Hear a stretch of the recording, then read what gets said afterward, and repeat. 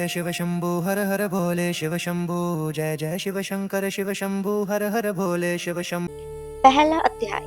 सूत जी द्वारा शिव पुराण की महिमा का वर्णन। श्री शौनक जी ने पूछा, महाज्ञानी सूत जी, आप संपूर्ण सिद्धांतों के ज्ञाता हैं, कृपया मुझसे पुराणों के सार का वर्णन करें। ज्ञान और वैराग्य सहित भक्ति से प्राप्त विवेक की वृद्धि कैसे होती है तथा साधु पुरुष कैसे अपना काम, क्रोध आदि विकारों का निवारण करते हैं। इस कलयुग में सभी जीव असुरी स्वभाव के हो गए हैं, अतः कृपया करके मुझे ऐसा साधन बताइए जो कल्याणकारी एवं मंगलकारी हो तथा पवित्रता के लिए हो।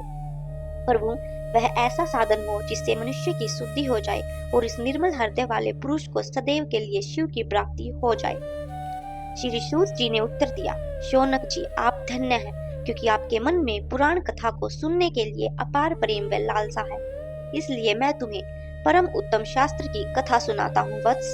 संपूर्ण सिद्धांत से संपन्न, भक्ति को बढ़ावा देने वाला तथा शिव जी को संतुष्ट करने वाला अमृत के समान दिव्य शास्त्र है शिव पुराण। इसका पूर्व काल में शिव जी ने प्रवचन किया था। गुरुदेव व्यास ने संत कुमार मुनि का उपदेश पाकर आदर पूर्वक इस पुराण की रचना की है। यह पुराण कलयुग में मनुष्यों के हित का परम साधन है। शिव पुराण एक उत्तम साधन है। इस पृथ्वी लोक में सभी मनुष्यों को भगवान शिव के विशाल रूप को समझना चाहिए, इसे पढ़ना एवं सुनना चाहिए। यह मनोवांछित फलों को देने वाला है।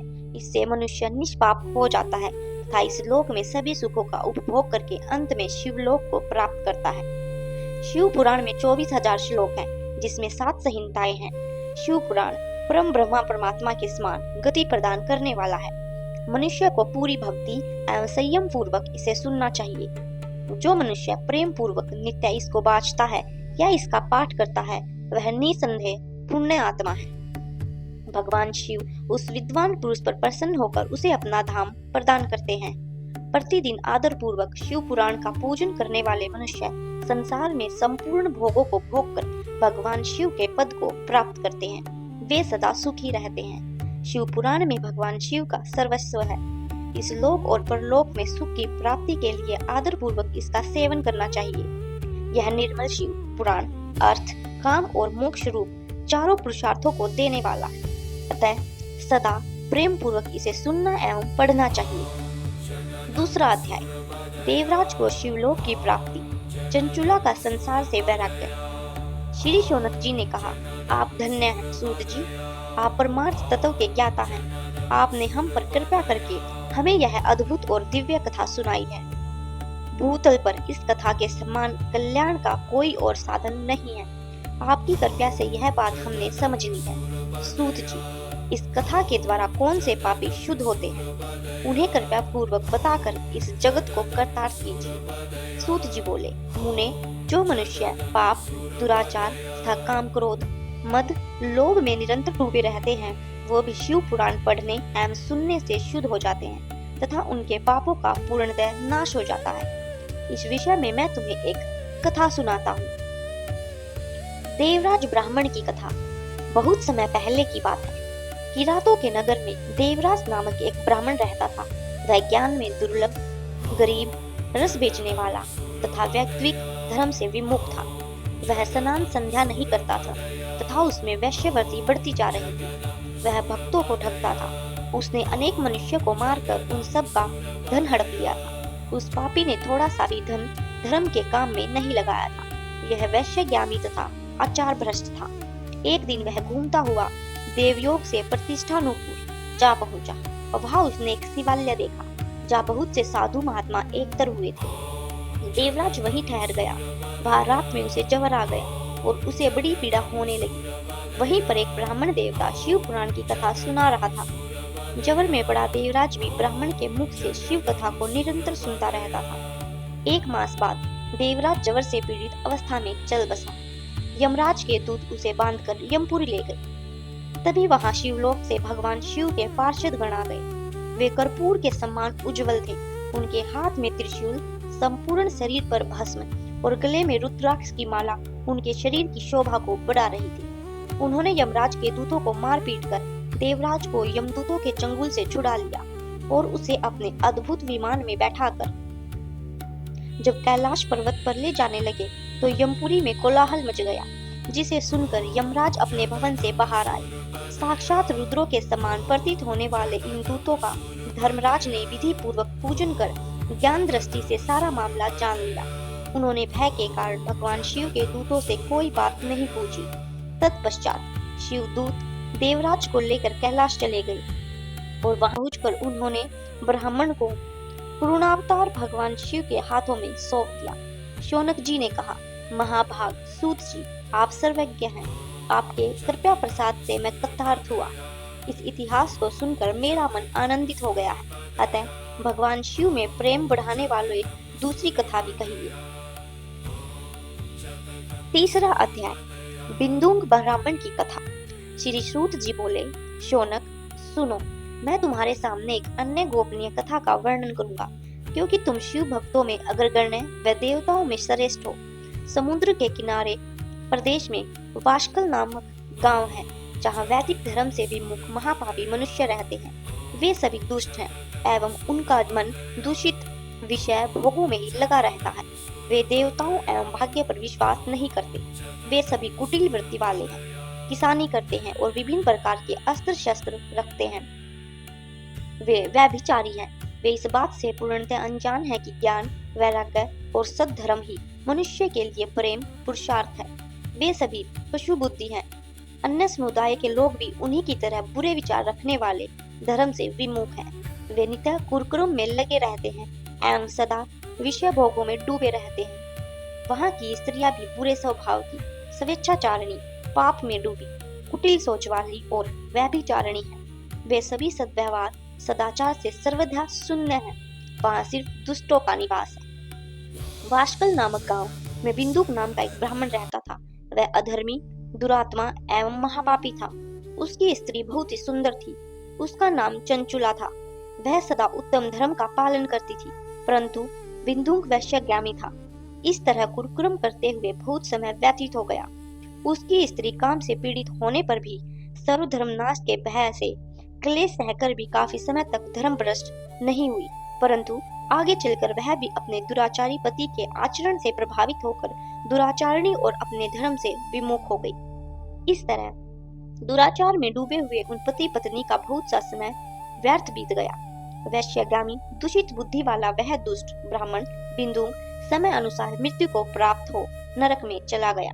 बहुत दिनों तक नरक के दुखों को भोग कर वह मूढ़ बुद्धि पापी विंध्य पर्वत पर भयंकर पिशाच करने लगा। इधर उस दुराचारी बिंदु के मर जाने पर वह चंचुला नामक स्त्री बहुत समय तक पुत्रों के साथ अपने घर में रहती। पति की मृत्यु के बाद वह भी अपने धर्म से गिरकर पुरुषों को संग करने लगी थी। पति की मृत्यु के बाद वह भी अपने धर्म से गिरकर पुरुषों का संग करने लगी थी। सत्या विपत्ति में भी अपने धर्म का पालन करना नहीं छोड़ती। यही तो तप है। तप कठिन तो होता है, लेकिन इसका फल मीठा होता है। विषय इस सत्य को नहीं जानता, इसलिए वह विषयों को विषफल का स्वाद लेते हुए भोग करता है। एक दिन देवयोग से किसी पुण्य पर्व के आने पर वह अपने भाई बंधुओं के साथ गोरकण क्षेत्र में गई। उसने तीर्थ के जल में स्नान किया एवं बंधुजनों के साथ यंत्र तंत्र घूमने लगी। घूमते घूमते वह एक देव मंदिर में गई। वहां उसने एक ब्राह्मण के मुख से भगवान शिव की परम पवित्र एवं मंगलपूरी कथा सुनी। कथावाचक ब्राह्मण कह रहे थे कि जो स्त्रियां व्यभिचार करती हैं, वे मरने के बाद जब यमलोक जाती हैं, तब यमराज के दूत उन्हें तरह तरह के यंत्रणा देते हैं। वे उसके कामांगों को तप्त लोहदंड से दागते हैं। तप्त लोह के पुरुष से उसका संसर्ग कराते हैं। ये सारे दंड इतनी वेदना वाले होते हैं कि जीव पुकार पुकार कर कहता है कि अब वह ऐसा नहीं करेगा, लेकिन यमदूत उसे छोड़ते नहीं। कर्मों का फल तो सभी को भोगना पड़ता है। देव ऋषि मनुष्य सभी इसे बंधे हुए हैं। ब्राह्मण के मुख से यह वैराग्य बढ़ाने वाली कथा सुनकर चंचुला भय से व्याकुल हो गई। कथा समाप्त होने पर सभी लोग वहां से चले गए। तब कथा बांचने वाले ब्राह्मण देवता से चंचुला ने कहा, हे ब्राह्मण, धर्म को न जानने के कारण मेरे द्वारा बहुत बड़ा दुराचार हुआ है। स्वामी, मेरे ऊपर कृपा कर मेरा उद्धार कीजिए। आपके प्रवचन को सुनकर मुझे इस संसार से वैराग्य हो गया है। मुझे मूढ़ चितवाली पापनी को धिक्कार है। मैं निंदा के योग्य हूँ। मैं बुरे विषयों में फंसकर अपने धर्म से विमुख हो गई थी। कौन मुझ जैसी कुमार्ग में मन लगाने वाली पापनी का साथ देगा? जब यमदूत मेरे गले में फंदा डालकर मुझे बांध कर ले जाएंगे और नरक में मेरे शरीर के टुकड़े करेंगे, तब मैं कैसे उन महायातनाओं को सह पाऊंगी? मैं सब प्रकार से नष्ट हो गई, क्योंकि अभी तक मैं हर तरह से पाप में डूबी रही हूँ। हे ब्राह्मण, आप मेरे गुरु हैं, आप ही मेरे माता पिता हैं। मैं आपकी शरण में आई, मुझ अबला का अब आप ही उद्धार कीजिए। सूत जी कहते हैं, शौनक, इस प्रकार विलाप करती हुई चंचुला ब्राह्मण देवता के चरणों में गिर पड़ी। तब ब्राह्मण ने उसे कृपा पूर्वक उठाया। चौथा अध्याय। चंचुला की शिव कथा सुनने में रुचि और शिवलोक गमन। ब्राह्मण बोले, नारी, तुम सौभाग्यशाली हो जो भगवान शंकर की कृपा से तुमने वैराग्यपूर्ण शिव पुराण की कथा सुनकर समय से अपनी गलती का एहसास कर लिया है। तुम डरो मत और भगवान शिव की शरण में जाओ। उनकी परम कृपा से तुम्हारे सभी पाप नष्ट हो जाएंगे। मैं तुम्हें भगवान शिव की कथा सहित वह मार्ग बताऊंगा जिसके द्वारा तुम्हें सुख देने वाली उत्तम गति प्राप्त होगी। शिव कथा सुनने से तुम्हारी बुद्धि शुद्ध हो गई है और तुम्हें पश्चाताप हुआ है तथा मन में वैराग्य उत्पन्न हुआ है। पश्चाताप ही पाप करने वाले पापियों के लिए सबसे बड़ा प्रायश्चित है। पश्चाताप ही पापों का शोधक है, इससे ही पापों की शुद्धि होती है। सत्पुरुषों के अनुसार पापों की शुद्धि के लिए प्रायश्चित पश्चाताप से ही संपन्न होता है। जो मनुष्य अपने कुकर्म के लिए पश्चाताप नहीं करता है, वह उत्तम गति प्राप्त नहीं करता है, परंतु जिसे अपने कुकृत्य पर हार्दिक पश्चाताप होता है, वह अवश्य उत्तम गति का भागीदार होता है। इसमें कोई शक नहीं है। शिव पुराण की कथा सुनने से चित्त की शुद्धि एवं मन निर्मल हो जाता है। शुद्ध चित्त में ही भगवान शिव व पार्वती का वास होता है। वह शुद्ध आत्मा पुरुष सदाशिव के पद को प्राप्त करता है। इस कथा का श्रवण सभी मनुष्यों के लिए कल्याणकारी है, अतः इनकी आराधना और सेवा करनी चाहिए। यह कथा भवबंधन रूपी रोग का नाश करने वाली है। भगवान शिव की कथा सुनकर हृदय में उसका मनन करना चाहिए, इससे चित्त की शुद्धि होती है। चित्त शुद्धि होने से ज्ञान और वैराग्य के साथ महेश्वर की भक्ति निश्चय ही प्रकट होती है तथा उनके अनुग्रह से दिव्य मुक्ति प्राप्त होती है।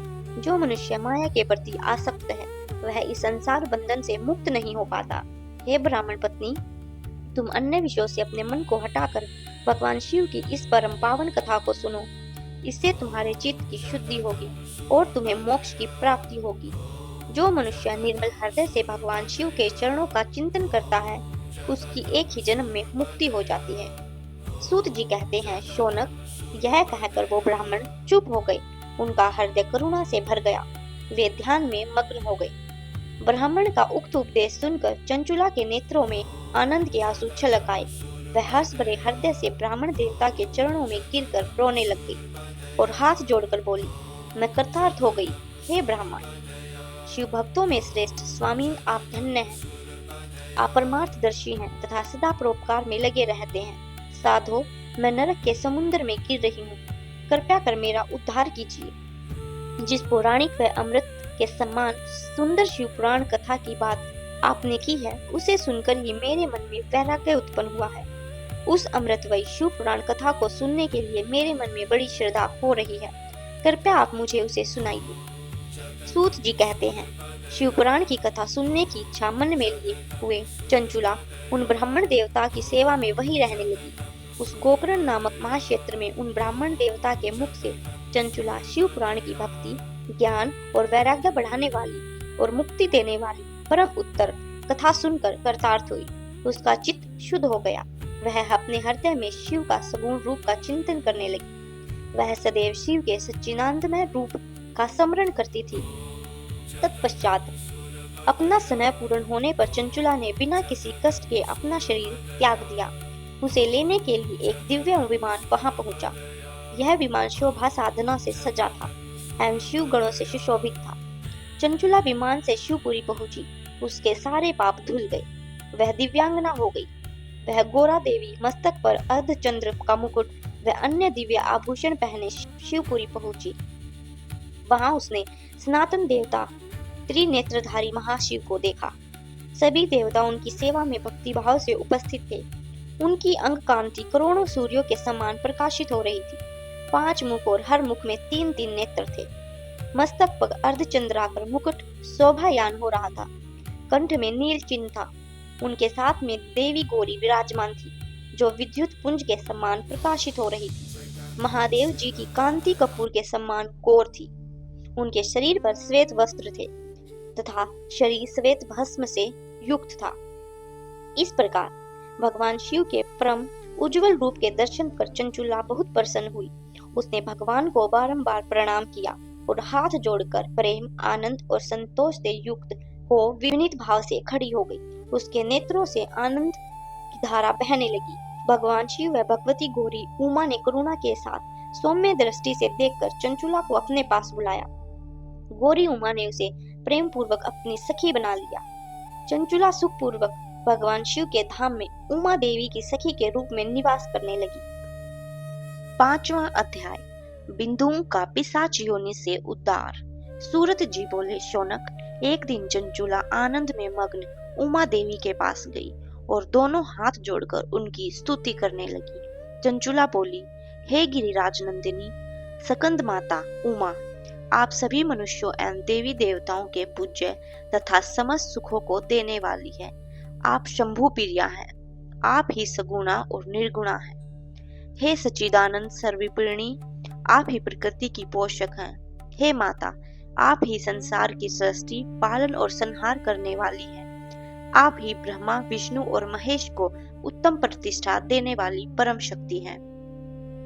सूरत जी कहते हैं, शौनक, सदगति प्राप्त चंचुला इस प्रकार देवी की स्तुति कर शांत हो गई। उसकी आंखों में प्रेम के आंसू उमड़ गए।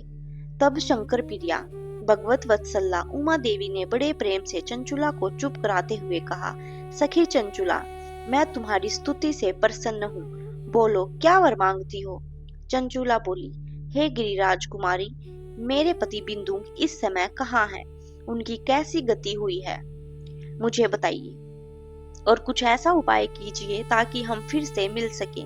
हे महादेवी, मेरे पति एक शुद्ध जाति वैश्य के प्रति आसक्त थे और पाप में डूबे रहते थे। गिरिराज बोली, बेटी, तुम्हारा पति बिंदु बड़ा पापी था, उसका अंत बड़ा भयानक हुआ। वैश्य का उपभोग करने के कारण वह मूर्ख नरक में अनेक वर्षों तक अनेक प्रकार के दुख भोगकर अब शेष पाप को भोगने के लिए विंध्य पर्वत पर पिशाच की योनि में रह रहा है। वह दुष्ट वही वायु पीकर रहता है और सब प्रकार के कष्ट सहता है। सूत जी कहते हैं, शौनक, गौरी देवी की यह बात सुनकर चंचुला अत्यंत दुखी हो गई। फिर मन को किसी तरह स्थिर रखती हुई दुखी हृदय से माँ गौरी से उसने एक बार फिर पूछा, हे महादेवी, मुझ पर कृपा कीजिए और मेरे पापी पति का अब उद्धार कर दीजिए। कृपया करके मुझे वह उपाय बताइए जिससे मेरे पति को उत्तम गति प्राप्त हो सके।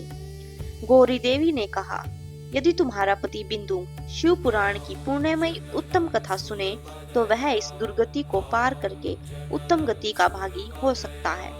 अमृत के समान मधुर गौरी देवी का यह वचन सुनकर चंचुला ने दोनों हाथ जोड़कर मस्तक झुकाकर उन्हें बारंबार प्रणाम किया और प्रार्थना की कि मेरे पति को शिव पुराण सुनने की व्यवस्था की जाए।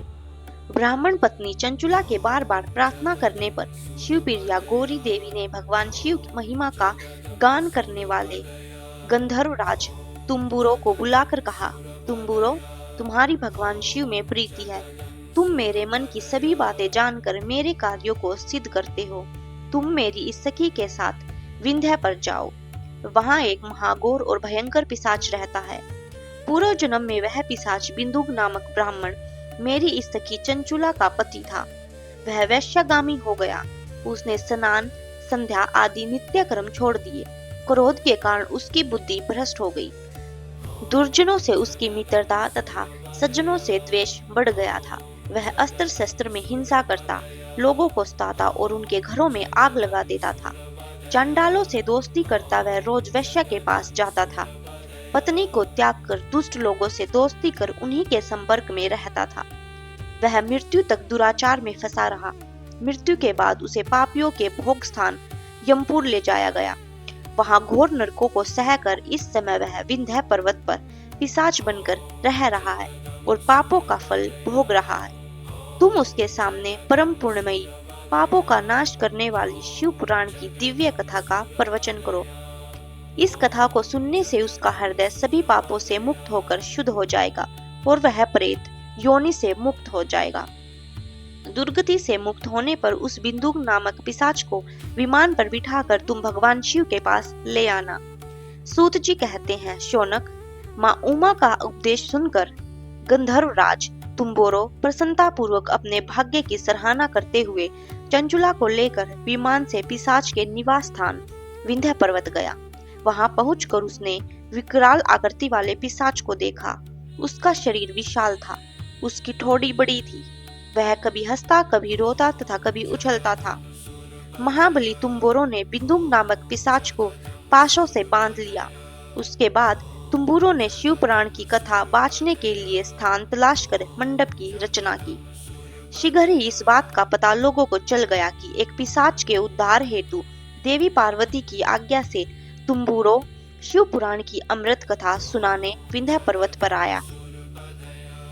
उस कथा के लोभ को सुनने से बहुत से देवदर्शी वहां पहुंच गए। सभी को आदर पूर्वक स्थान दिया गया।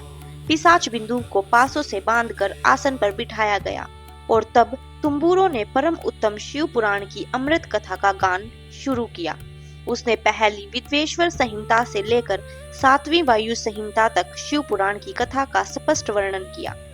सातों संहिताओं सहित शिव पुराण को सुनकर सभी श्रोता कृतार्थ हो गए।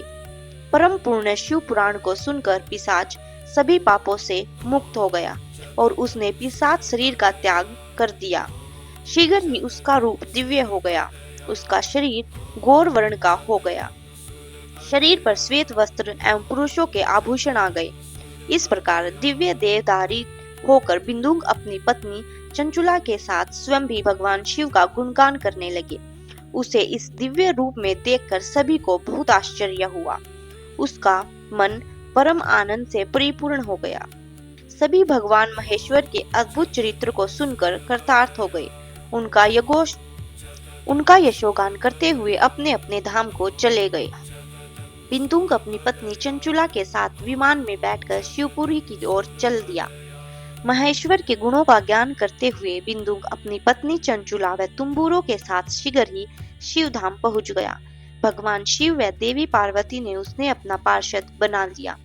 दोनों पति पत्नी सुख पूर्वक भगवान महेश्वर एवं देवी गौरी के सिर चरणों में अविचल निवास पाकर धन्य हो गए।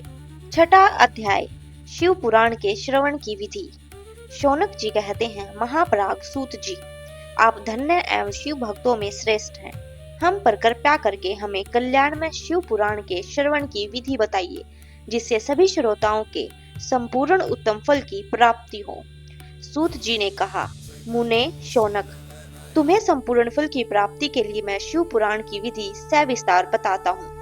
सर्वप्रथम किसी ज्योतिषी को बुलाकर दान से संतुष्ट कर उसे कथा का शुभ मुहूर्त निकलवाना चाहिए और उसकी सूचना का संदेश सभी लोगों तक पहुंचना चाहिए कि हमारे यहाँ शिव पुराण की कथा होने वाली है।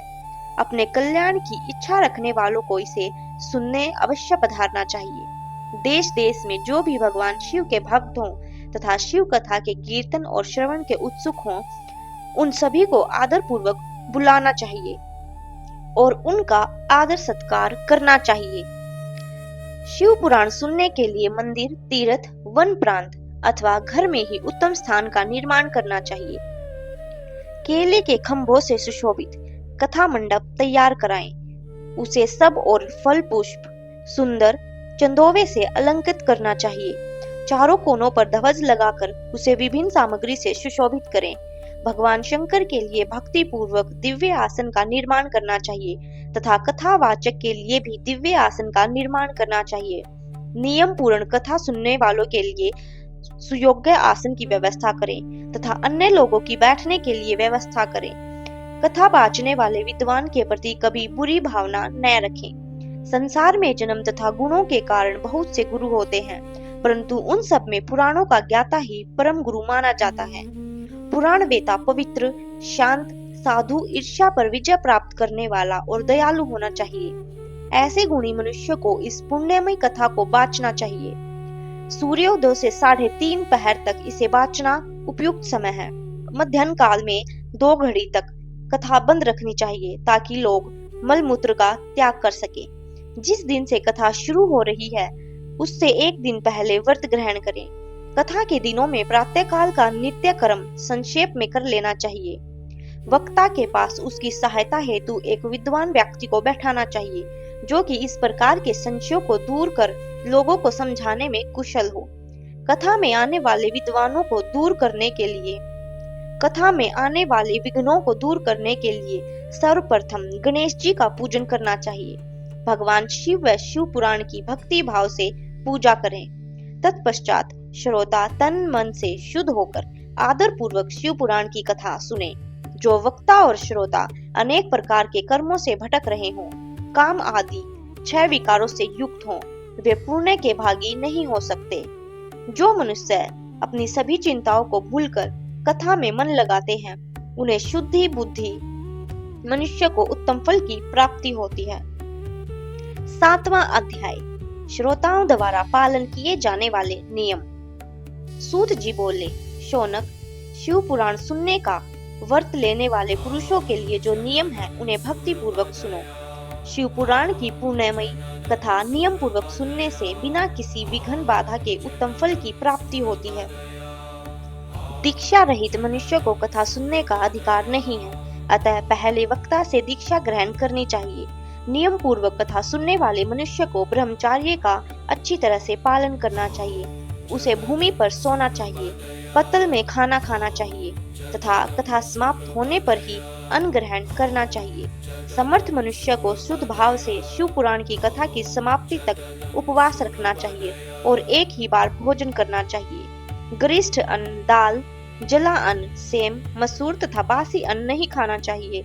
जिससे कथा का व्रत ले रखा हो उसे प्याज, लहसुन, हींग, गाजर, मादक वस्तु तथा आमिष कहीं जाने वाली वस्तुओं को त्याग देना चाहिए।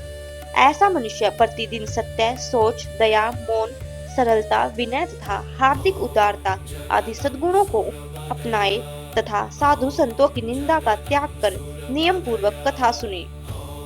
सकाम मनुष्य इस कथा के प्रभाव से अपनी अभीष्ट कामना प्राप्त करता है और निष्काम मोक्ष प्राप्त करता है।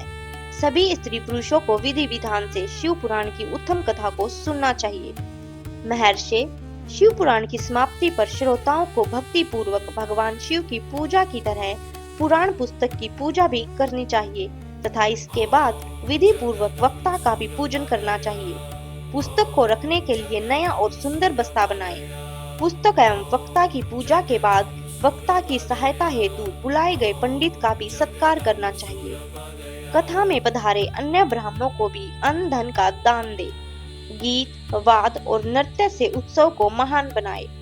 विरक्त मनुष्य को कथा समाप्ति पर गीता का पाठ करना चाहिए तथा गृहस्थ को श्रवण कर्म की शांति हेतु होम करना चाहिए। होम रुद्र संहिता के श्लोकों द्वारा अथवा गायत्री मंत्र के द्वारा करें। यदि हवन करने में असमर्थ हो तो भक्ति पूर्वक शिव सहस्र नाम का पाठ करें। कथा श्रवण संबंधी व्रत की पूर्णता के लिए शहद से बनी खीर का भोजन 11 ब्राह्मणों को कराकर उन्हें दक्षिणा दे। समृद्ध मनुष्य 3 तोले सोने का एक सुंदर सिंहासन बनाए और उसके ऊपर लिखी अथवा लिखाई हुई शिव पुराण की लिखी पोथी विधि पूर्वक स्थापित करे तथा पूजा करके दक्षिणा चढ़ाएं। फिर आचार्य का वस्त्र, आभूषण एवं गंध से पूजन करके दक्षिणा सहित वह पुस्तक उन्हें भेंट कर दे। शौनक, इस प्रकार के दान के प्रभाव से भगवान शिव का अनुग्रह पाकर मनुष्य भव बंधन से मुक्त हो जाता है। शिव पुराण को विधि पूर्वक संपन्न करने पर यह संपूर्ण फल देता है तथा भोग और मोक्ष प्रदान करता है। मुने, शिव पुराण का सारा महत्व जो संपूर्ण फल देने वाला है मैंने तुम्हें सुना दिया है। अब आप और क्या सुनना चाहते हो? श्रीमान शिव पुराण सभी पुराणों के माथों का तिलक है। जो मनुष्य सदा भगवान शिव का ध्यान करते हैं, जिनकी वाणी शिव के गुणों को स्तुति करती है और उनके दोनों कान उनकी कथा सुनते हैं, उनका जीवन सफल हो जाता है। वे संसार सागर से पार हो जाते हैं। ऐसे लोग इहलोक और परलोक में सदा सुखी रहते हैं। भगवान शिव के सच्चिदानंदमय स्वरूप का स्पर्श पाकर भी समस्त प्रकार के कष्टों का निवारण हो जाता है। उनकी महिमा जगत के बाहर और भीतर दोनों जगह विद्यमान है। उन अनंत आनंद रूप परम शिव की मैं शरण लेता हूँ। शिव पुराण विद्वेश्वर संहिता पहला अध्याय पाप नाशक साधनों के विषय में प्रश्न। जो आदि से लेकर अंत में है, नित्य मंगलमय है, जो आत्मा के स्वरूप को प्रकाशित करने वाले हैं, जिनके 5 मुख हैं, और जो खेल खेल में जगत की रचना, पालन और संहार तथा अनुग्रह एवं तिरोभाव पूर्वक 5 प्रबल कर्म करते हैं, उन सर्वश्रेष्ठ अजर अमर उमापति भगवान शंकर का मैं मन ही मन चिंतन करता हूँ। व्यास जी कहते हैं, धर्म का महान क्षेत्र जहाँ गंगा यमुना का संगम है, उस पुण्य में प्रयाग जो ब्रह्मा लोक का मार्ग है, वहाँ एक बार महातेजस्वी महाभाग महात्मा मुनियों ने विशाल यज्ञ का आयोजन किया। उस यज्ञ का समाचार सुनकर पौराणिक शिरोमणि व्यास जी के शिष्य सूत जी वहां मुनियों के दर्शन के लिए आए। सूत जी का सभी मुनियों ने विधिवत स्वागत एवं सत्कार किया तथा उनकी स्तुति करते हुए हाथ जोड़कर उनसे कहा, हे सर्वज्ञ विद्वान रोमहर्षण जी, आप बड़े भाग्यशाली हैं। आपने स्वयं व्यास जी के मुख से पुराण विद्या प्राप्त की है। आप आश्चर्य स्वरूप कथाओं का भंडार हैं। आप भूत भविष्य और वर्तमान के ज्ञाता हैं। हमारे सौभाग्य है कि आपके दर्शन हुए। आपका यहाँ आना निरर्थक नहीं हो सकता। आप कल्याणकारी हैं। उत्तम बुद्धि वाले सूत जी, यदि आपका अनुग्रह हो तो गोपनीय होने पर भी आप शुभाशुभ तत्वों का वर्णन करें, जिससे सुनने की हमारी इच्छा ऐसी ही रहती है। कृपया कर उस विषय का वर्णन करें। घोर कलयुग आने पर मनुष्य पुण्य क्रम से दूर होकर दुराचार में फंस जाएंगे, दूसरों की बुराई करेंगे, पराई स्त्रियों के प्रति आसक्त होंगे, हिंसा करेंगे, मूर्ख नास्तिक और पशु बुद्धि हो जाएंगे।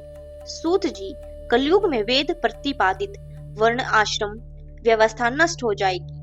प्रत्येक वर्ण और आश्रम में रहने वाले अपने अपने धर्मों के आचरण का परित्याग कर विपरीत आचरण करने में सुख प्राप्त करेंगे। इस सामाजिक वर्ण संकरता से लोगों का पतन होगा, परिवार टूट जाएंगे, समाज बिखर जाएगा।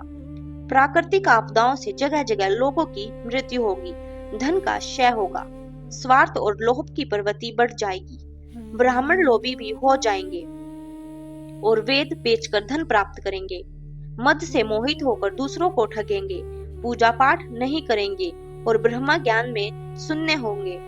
क्षत्रिय अपने धर्म को त्याग कर कुसंगी, पापी और व्यभिचारी हो जाएंगे। शौर्य से रहित हो वे शूद्रों जैसा व्यवहार करेंगे और काम के अधीन हो जाएंगे।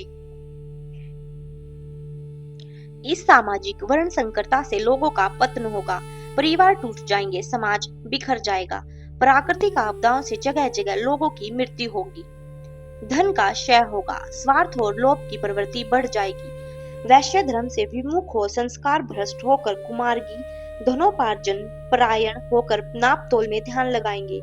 शूद्र अपना धर्म कर्म छोड़कर अपनी वेशभूषा से सुशोभित हो व्यर्थ घूमेंगे। वे कुटिल और ईर्ष्यालु होकर अपने धर्म के प्रतिकूल हो जाएंगे, कुकर्मी और वाद विवाद करने वाले होंगे। वे स्वयं को कुलीन मानकर सभी धर्मों और वर्णों में विवाह करेंगे। स्त्रियां सदाचार से विमुख हो जाएंगी, वे अपने पति का अपमान करेंगी और सास ससुर से लड़ेंगी, मलिन भोजन करेंगी, उनका सील स्वभाव बहुत बुरा होगा। सूत जी, इस तरह जिनकी बुद्धि नष्ट हो गई है और जिन्होंने अपने धर्म का त्याग कर दिया है, ऐसे लोग लोक परलोक में उत्तम गति कैसे प्राप्त करेंगे? इस चिंता से हम सभी व्याकुल हैं। परोपकार के समान कोई धर्म नहीं है। इस धर्म का पालन करने वाले दूसरों को सुखी करता हुआ स्वयं भी प्रसन्नता अनुभव करता है। यह भावना यदि निष्काम हो तो कर्ता का हृदय शुद्ध करते हुए उसे प्रगति प्रदान करती है।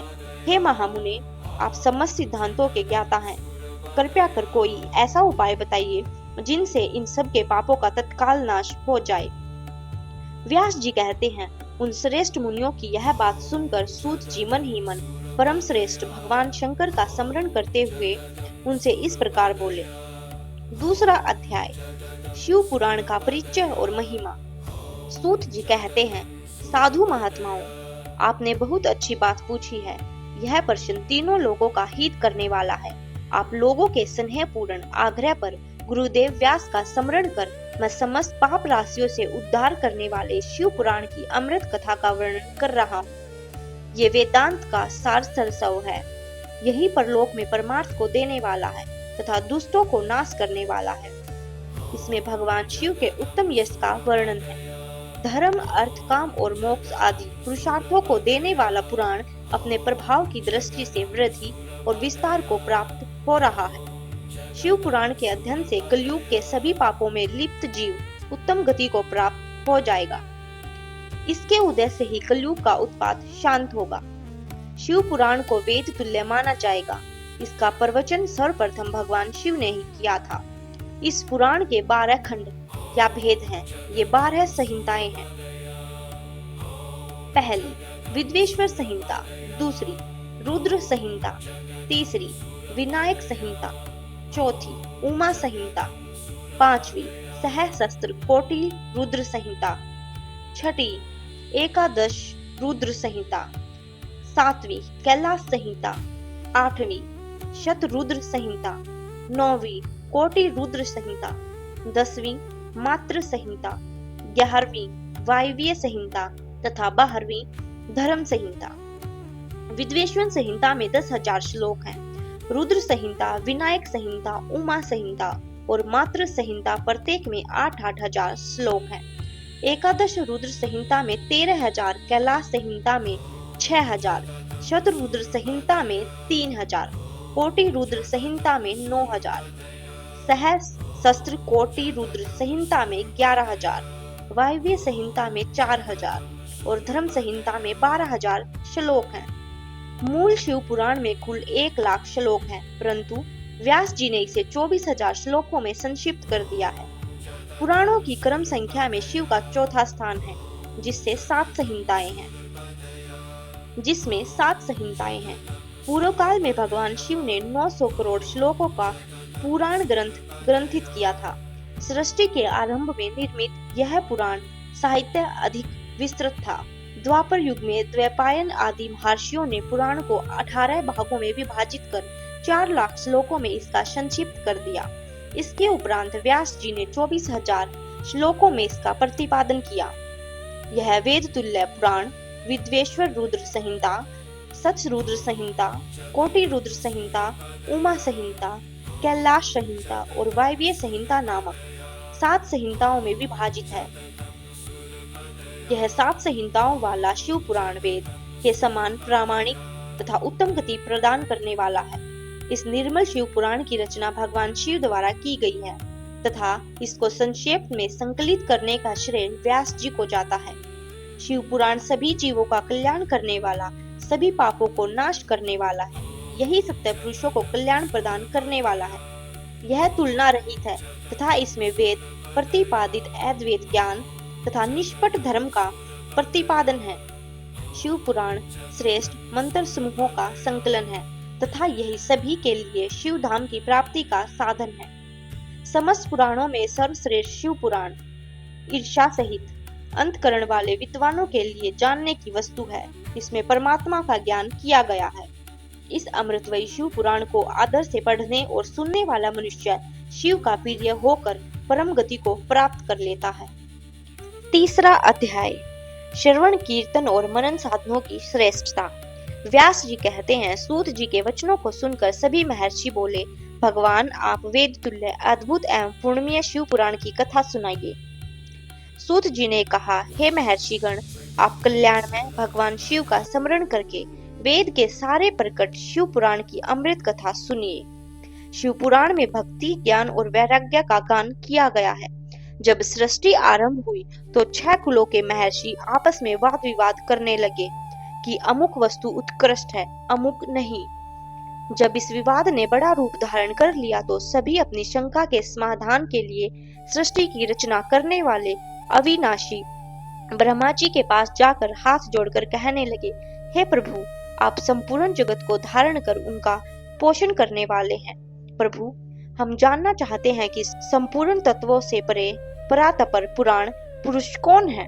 ब्रह्मा जी ने कहा, ब्रह्मा, विष्णु, रुद्र और इंद्र आदि से युक्त संपूर्ण जगत समस्त भूतों एवं इंद्रियों के साथ पहले प्रकट हुआ है। वे देव महादेव ही सर्वज्ञ और संपूर्ण है। भक्ति से ही इनका साक्षात्कार होता है। दूसरे किसी उपाय से इनका दर्शन नहीं होता। भगवान शिव में अटूट भक्ति मनुष्यों को संसार बंधन से मुक्ति दिलाती है। भक्ति से उन्हें देवता का कृपा प्रसाद प्राप्त होता है। जैसे अंकुर से बीज और बीज से अंकुर पैदा होता है, भगवान शंकर का कृपा प्रसाद प्राप्त करने के लिए आप सब महर्षि धरती पर सहस्रों वर्षों तक चलने वाले विशाल यज्ञ करो। यद्यपि भगवान शिव की कृपा से ही विद्या के सार तत्व साध्य साधन का ज्ञान प्राप्त होता है। शिव पद की प्राप्ति साध्य और उनकी सेवा ही साधन है, तथा जो मनुष्य बिना किसी फल की कामना किए उनकी भक्ति में डूबे रहते हैं, वही साधक है। कर्म के अनुष्ठान से प्राप्त फल को भगवान शिव के श्री चरणों में समर्पित करना ही परमेश्वर की प्राप्ति का उपाय है, तथा यही मोक्ष प्राप्ति का एकमात्र साधन है। साक्षात महेश्वर ने ही भक्ति के साधनों का प्रतिपादन किया है। कान से भगवान के नाम, गुण और लीलाओं का श्रवण, वाणी द्वारा उनका कीर्तन तथा मन में उनका मनन शिव पद की प्राप्ति के महान साधन है, तथा इन साधनों से ही संपूर्ण मनोरथों की सिद्धि होती है। जिस वस्तु को हम प्रत्यक्ष अपनी आंखों के सामने देख सकते हैं, उसकी तरफ आकर्षण स्वाभाविक है, परंतु जिस वस्तु को प्रत्यक्ष रूप से देखा नहीं जा सकता, उसे केवल सुनकर और समझकर ही उसकी प्राप्ति के लिए प्रयत्न किया जा सकता है। अतः श्रवण पहला साधन है। श्रवण द्वारा ही गुरु मुख से तत्व को सुनकर श्रेष्ठ बुद्धि वाला विद्वान अन्य साधन कीर्तन और मनन की शक्ति व सिद्धि प्राप्त करने वाला यत्न करता है। मनन के बाद इस साधन की साधना करते रहने से धीरे धीरे भगवान शिव का संयोग प्राप्त होता है और लौकिक आनंद की प्राप्ति होती है। भगवान शिव की पूजा, उनके नामों का जाप तथा उनके रूप, गुण, विलास के हृदय में निरंतर चिंतन को ही मनन कहा जाता है। महेश्वर की कृपा दृष्टि से उपलब्ध इस साधन को ही प्रमुख साधन कहा जाता है। चौथा अध्याय, संत कुमार व्यास संवाद। सूत जी कहते हैं, हे मुनियों, इस साधन का माहात्म्य बताते समय मैं एक प्राचीन वृत्तांत का वर्णन करूंगा, जिसे आप ध्यान पूर्वक सुने। बहुत समय पहले की बात है। पराशर मुनि के पुत्र मेरे गुरु व्यासदेव जी सरस्वती नदी के तट पर तपस्या कर रहे थे। एक दिन सूर्य के समान तेजस्वी विमान से यात्रा करते हुए भगवान संत कुमार वहां जा पहुँचे। मेरे गुरु ध्यान से मग्न थे। जागने पर अपने सामने संत कुमार जी को देखकर वे बड़े तेजी से उठे और उनके चरणों का स्पर्श कर उन्हें अर्घ्य देकर योग्य आसन पर विराजमान किया। प्रसन्न होकर संत कुमार जी गंभीर वाणी में बोले, मुनि, तुम सत्य का चिंतन करो। सत्य तत्व का चिंतन ही श्रेय प्राप्ति का मार्ग है। इसी से कल्याण का मार्ग प्रशस्त होता है। यही कल्याणकारी है। यह जब जीवन में आ जाता है तो सब सुंदर हो जाता है। सत्य का अर्थ है सदैव रहने वाला। इस काल का कोई प्रभाव नहीं पड़ता। यह सदा एक समान रहता है। संत कुमार जी ने महर्षि व्यास को आगे समझाते हुए कहा, महर्षि, सत्य पदार्थ भगवान शिव ही है। भगवान शिव का श्रवण, कीर्तन और मनन ही उन्हें प्राप्त करने के सर्वश्रेष्ठ साधन है। पूर्व काल में मैं दूसरे अनेकानेक साधनों के भ्रम में पड़ा घूमता हुआ तपस्या करने मद्रांचल पर जा पहुंचा। कुछ समय बाद महेश्वर शिव की आज्ञा से सबके साक्षी तथा शिव गुणों के स्वामी नंदीकेश्वर वहां आए और स्नेह पूर्वक मुक्ति का साधन बताते हुए बोले, भगवान शंकर का श्रवण, कीर्तन और मनन ही मुक्ति का स्रोत है। यह बात मुझे स्वयं देवाधिदेव भगवान शिव ने बताई है। अतः तुम इन सभी साधनों का अनुष्ठान करो। व्यास जी से ऐसा कहकर अनुगामियों सहित संत कुमार ब्रह्मा धाम को चले गए। इस प्रकार इस उत्तम वृत्तांत का संक्षेप में मैंने वर्णन किया है। ऋषि बोले, सूत जी, आपने श्रवण, कीर्तन और मनन की मुक्ति का उपाय बताया है, किंतु जो मनुष्य इन तीनों साधनों में असमर्थ हो, वह मनुष्य कैसे मुक्त हो सकता है? किस कर्म के द्वारा बिना यत्न के ही मोक्ष मिल सकता है? पांचवा अध्याय, शिवलिंग का रहस्य एवं महत्व। सूत जी कहते हैं, हे शौनक जी, श्रवण, कीर्तन और मनन जैसे साधनों को करना प्रत्येक के लिए सुगम नहीं है। इसके लिए योग्य गुरु और आचार्य चाहिए। गुरुमुख से सुनी गई वाणी मन की शंकाओं को दग्ध करती है। गुरुमुख से सुने शिव तत्व द्वारा शिव के रूप, स्वरूप के दर्शन तथा गुणानुवाद में रसानुभूति होती है। तभी भक्त कीर्तन कर पाता है। यदि ऐसा कर पाना संभव न हो तो मोक्षार्थी को चाहिए कि वह भगवान शंकर के लिंग एवं मूर्ति की स्थापना करके रोज उनकी पूजा करे। इसे अपनाकर वह इस संसार सागर से पार हो सकता है। संसार सागर से पार होने के लिए इस तरह की पूजा आसानी से भक्ति पूर्वक की जा सकती है। अपनी भक्ति एवं सामर्थ्य के अनुसार धन राशि से शिवलिंग या शिव मूर्ति की स्थापना कर भक्ति भाव से उसकी पूजा करनी चाहिए। मंडप, गोपुर, तीर्थ, मठ एवं क्षेत्र की स्थापना कर उत्सव का आयोजन करना चाहिए तथा पुष्प, धूप, वस्त्र, गंध, दीप तथा पुआ और तरह तरह के भोजन नैवेद्य के रूप में अर्पित करने चाहिए। श्री शिव जी ब्रह्मा रूप और निष्कल अर्थात कला रहित भी हैं और कला सहित भी। मनुष्य इन दोनों स्वरूपों की पूजा करते हैं। शंकर जी को ही ब्रह्मा पदवी भी प्राप्त है। कला पूर्ण भगवान शिव की मूर्ति पूजा भी मनुष्य द्वारा की जाती है और वेदों ने भी इस तरह की पूजा की आज्ञा प्रदान की है। संत कुमार जी ने पूछा, हे नंदिकेश्वर, पूर्व काल में उत्पन्न हुए लिंग बेर अर्थात मूर्ति की उत्पत्ति के संबंध में हमें विचार से समझाइए। नंदिकेश्वर ने बताया, मुनीश्वर, प्राचीन काल में ही एक बार ब्रह्मा और विष्णु के मध्य युद्ध हुआ तो उनके बीच स्तंभ रूप में शिव जी प्रकट हो गए। इस प्रकार उन्हें पृथ्वी लोक का संरक्षण किया। उसी दिन से महादेव जी का लिंग के साथ साथ मूर्ति पूजन भी जगत में प्रचलित हो गया।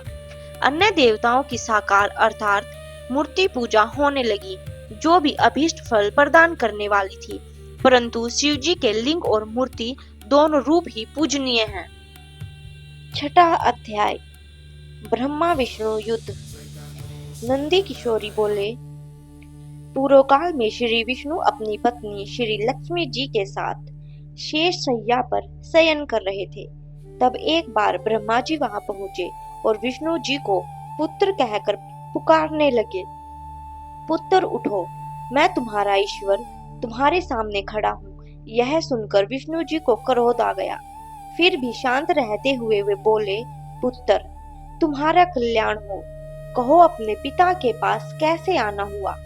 यह सुनकर ब्रह्मा जी कहने लगे, मैं तुम्हारा रक्षक हूँ, सारे जगत का पिता मैं हूँ, सारा जगत मुझ में निवास करता है। तू मेरी नाभि कमल से प्रकट होकर मुझसे ऐसी बातें कर रहा है। इस प्रकार दोनों में विवाद होने लगा। तब वे दोनों अपने को प्रभु कहते कहते एक दूसरे का वध करने को तैयार हो गए। हंस और गरुड़ पर बैठे दोनों परस्पर युद्ध करने लगे। ब्रह्मा जी के वक्षस्थल में विष्णु जी ने अनेकों अस्त्रों का प्रहार करके उन्हें व्याकुल कर दिया। इसे कुपित हो ब्रह्मा जी ने भी पलटकर भयानक प्रहार किए। उनके पारस्परिक आघातों से देवताओं में हलचल मच गई। वे घबराए और त्रिशूलधारी शिव के पास गए और उन्हें सारी व्याख्या सुनाई। भगवान शिव अपनी सभा में उमा देवी सहित सिंहासन पर विराजमान थे और मंद मंद मुस्कुरा रहे थे। सातवां अध्याय, शिव निर्णय। महादेव जी बोले, पुत्रों, मैं जानता हूँ कि तुम ब्रह्मा और विष्णु के परस्पर युद्ध से बहुत दुखी हो। तुम डरो मत, मैं अपने गणों के साथ तुम्हारे साथ चलता हूँ। तब भगवान शिव अपने नंदी पर आरूढ़ हो देवताओं सहित युद्ध स्थल की ओर चल दिए। वहां छिपकर वे ब्रह्मा विष्णु के युद्ध को देखने लगे। उन्हें तब यह ज्ञात हुआ कि वे दोनों एक दूसरे को मारने की इच्छा से महेश्वर और पशुपात अस्त्रों का प्रयोग करने जा रहे हैं, तो वे युद्ध को शांत करने के लिए महाअग्नि के तुल्य एक स्तंभ रूप में ब्रह्मा और विष्णु के मध्य खड़े हो गए। महाअग्नि के प्रकट होते ही दोनों के अस्त्र स्वयं ही शांत हो गए।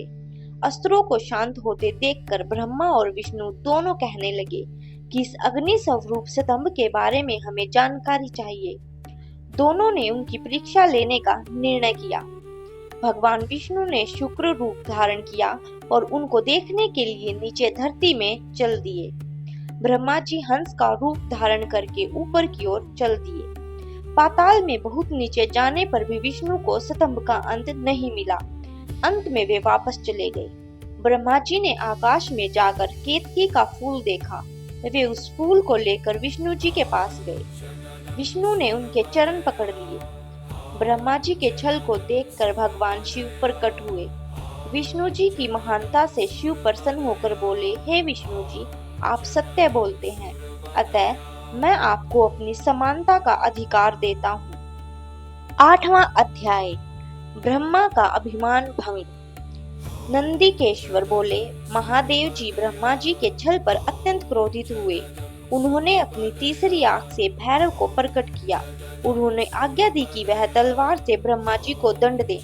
आज्ञा पाते ही भैरव ने ब्रह्मा जी के बाल पकड़ लिए और उनका 5वां सिर काट दिया। ब्रह्मा जी डर के मारे कांपने लगे। उन्होंने भैरव के चरण पकड़ लिए तथा क्षमा मांगने लगे। इसे देखकर श्री विष्णु ने भगवान शिव से प्रार्थना की कि आपकी कृपा से ही ब्रह्मा जी को 5वां सिर मिला था, अतः आप उन्हें क्षमा कर दें। तब शिव जी की आज्ञा पाकर ब्रह्मा को भैरव ने छोड़ दिया। शिव जी ने कहा, तुमने प्रतिष्ठा और ईश्वरत्व को दिखाने के लिए छल किया है, इसलिए मैं तुम्हें शाप देता हूँ कि तुम सत्कार, स्थान व उत्सव से विहीन रहोगे। ब्रह्मा जी को अपनी गलती का पछतावा हो चुका था। उन्होंने भगवान शिव के चरण पकड़कर क्षमा मांगी और निवेदन किया कि वे उनका 5वां सिर पुण्य प्रदान करें। महादेव जी ने कहा, जगत की स्थिति को बिगड़ने से बचाने के लिए पापी को दंड देना अवश्य चाहिए, ताकि लोक मर्यादा बनी रहे। मैं तुम्हें वरदान देता हूँ कि तुम गुणों के आचार्य कहलाओगे और तुम्हारे बिना यज्ञ पूर्ण न होंगे। फिर उन्होंने केतकी के पुष्प से कहा, अरे दुष्ट केतकी पुष्प, अब तुम मेरी पूजा के अयोग्य रहोगे। तब केतकी पुष्प बड़ा दुखी हुआ और उनके चरणों में गिरकर माफी मांगने लगा। तब महादेव जी ने कहा, मेरा वचन तो झूठा नहीं हो सकता, इसलिए तू मेरे भक्तों के योग्य होगा। इस प्रकार तेरा जन्म सफल हो जाएगा।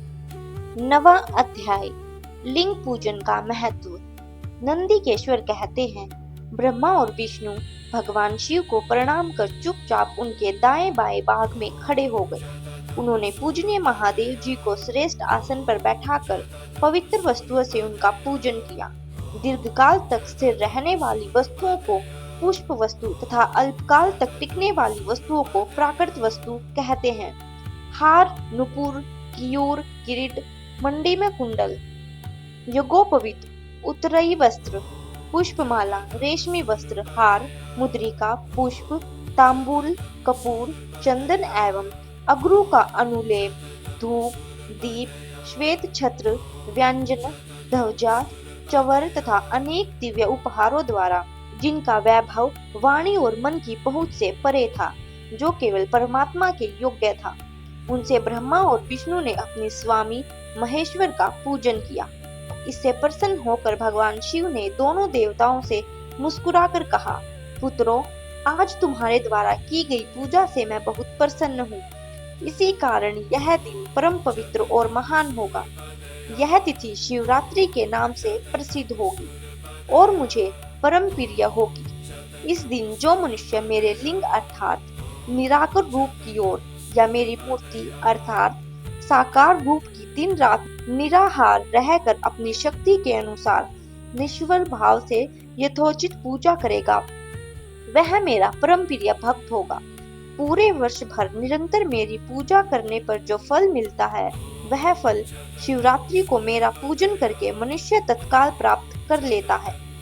जैसे पूर्ण चंद्रमा का उदय समुद्र की वृद्धि का अवसर है, उसी प्रकार शिवरात्रि की तिथि मेरे धर्म की वृद्धि का समय है।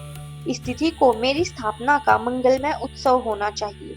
मैं मार्ग शीर्ष मास में आद्रा नक्षत्र से युक्त पूर्णमासी या प्रतिपदा को ज्योतिर्मय स्तंभ के रूप में प्रकट हुआ था। इस दिन जो भी मनुष्य पार्वती सहित मेरा दर्शन करता है अथवा मेरी मूर्ति या लिंग की झांकी निकालता है, वह मेरे लिए कार्तिकेय से भी अधिक प्रिय है। इस दिन मेरा दर्शन मात्र से पूरा फल प्राप्त होता है। यदि दर्शन के साथ मेरा पूजन भी किया जाए तो इतना अधिक फल प्राप्त होता है कि वाणी द्वारा उसका वर्णन नहीं किया जा सकता।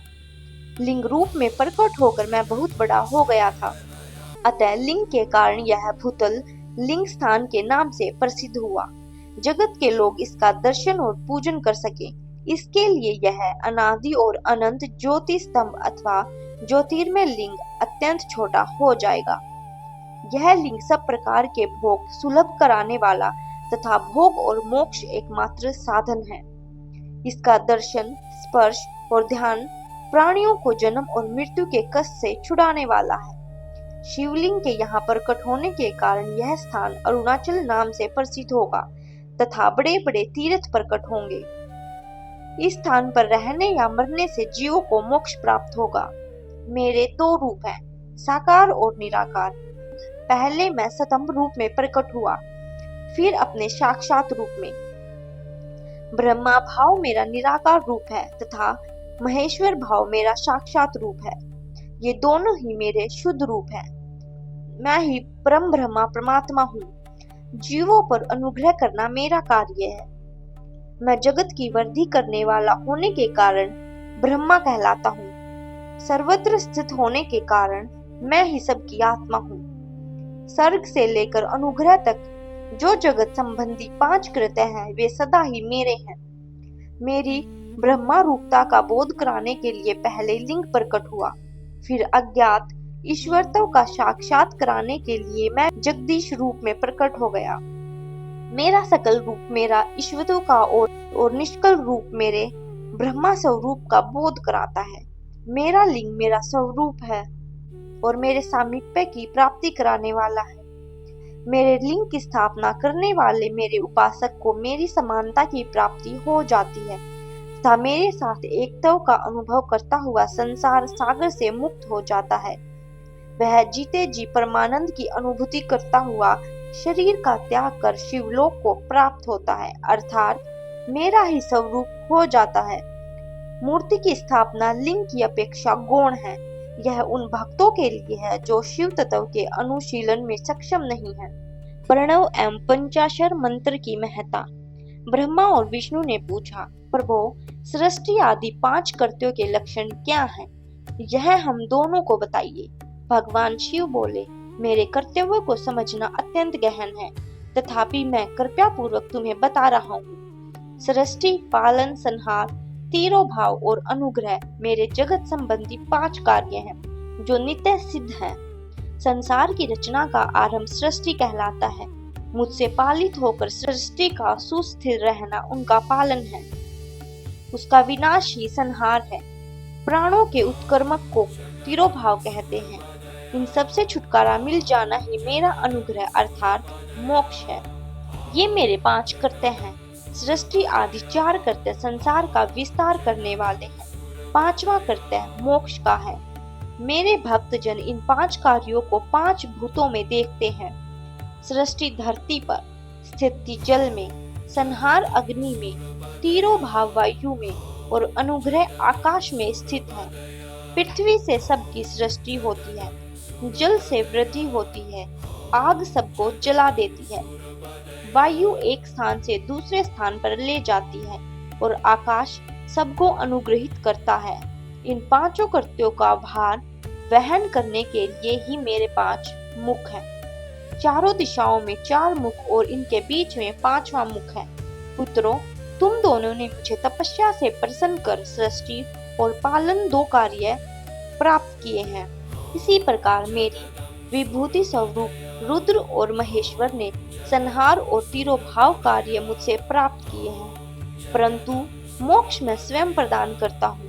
मैंने पूर्व काल में अपने स्वरूप भूत मंत्र का उपदेश किया जो ओकार रूप में प्रसिद्ध है। यह मंगलकारी मंत्र है। सर्वप्रथम मेरे मुख से ओकार प्रकट हुआ जो मेरे स्वरूप का बोध कराता है। इसका स्मरण निरंतर करने से मेरा ही सदा स्मरण होता है। मेरे उत्तरवर्ती मुख से अकार का, पश्चिम मुख से उकार का, दक्षिण मुख से मकार का, पूर्ववर्ती मुख से बिंदु का तथा मध्यवर्ती मुख से नाद का प्रकटीकरण हुआ है। इस प्रकार इन 5 अवयवों से ओकार का विस्तार हुआ है। तो इन 5 अवयवों के एकाकार होने पर प्रणव ओम नामक अक्षर उत्पन्न हुआ। जगत में उत्पन्न सभी स्त्री पुरुष प्रणव मंत्र में व्याप्त हैं। यह मंत्र शिव शक्ति दोनों का बोधक है। इसी से पंचाक्षर मंत्र ओम नमः शिवाय की उत्पत्ति हुई है। यह मेरे साकार रूप का बोधक है। इस पंचाक्षर मंत्र से मातृका वर्ण प्रकट हुए हैं। जो 5 भेद वाले हैं। इसी से शिरो मंत्र सहित त्रिपदा गायत्री का पारकट्य हुआ है। इस गायत्री से संपूर्ण वेद प्रकट हुए और इन वेदों से करोड़ों मंत्र निकले हैं। उन मंत्रों से विभिन्न कार्यों की सिद्धि होती है। इस पंचाक्षर प्रणव मंत्र से सभी मनोरथ पूर्ण होते हैं। इस मंत्र से भोग और मोक्ष दोनों प्राप्त होते हैं। नंदिकेश्वर कहते हैं, जगदम्बा उमा गौरी पार्वती के साथ बैठे महादेव ने उत्तरवर्ती मुख बैठे ब्रह्मा और विष्णु को पर्दा करने वाले वस्त्र से आच्छादित कर उनके मस्तक पर हाथ रखकर धीरे धीरे उच्चारण कर उन्हें उत्तम मंत्र का उपदेश दिया। 3 बार मंत्र का उच्चारण करके भगवान शिव ने उन्हें शिष्यों के रूप में दीक्षा दी। गुरु दक्षिणा के रूप में दोनों ने अपने आप को समर्पित करते हुए दोनों हाथ जोड़कर उनके समीप खड़े हो जगत गुरु भगवान शिव की इस प्रकार स्तुति करने लगे। ब्रह्मा विष्णु बोले, प्रभो, आपके साकार और निराकार दोनों रूप हैं।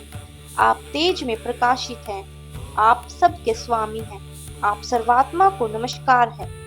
आप प्रणव मंत्र के बताने वाले हैं तथा आप ही प्रणव लिंग वाले हैं। सृष्टि, पालन, संहार, तिरोभाव और अनुग्रह आदि आपके ही कार्य हैं। आपके 5 मुख हैं। आप ही परमेश्वर हैं। आप सबकी आत्मा हैं, ब्रह्मा हैं। आपके गुण और शक्तियां अनंत हैं। हम आपको नमस्कार करते हैं। इन पंक्तियों से स्तुति करते हुए गुरु महेश्वर को प्रसन्न कर ब्रह्मा और विष्णु ने उनके चरणों में प्रणाम किया। महेश्वर बोले, आद्रा नक्षत्र में चतुर्दशी को यदि इस प्रणव मंत्र का जाप किया जाए तो यह अक्षय फल देने वाला है।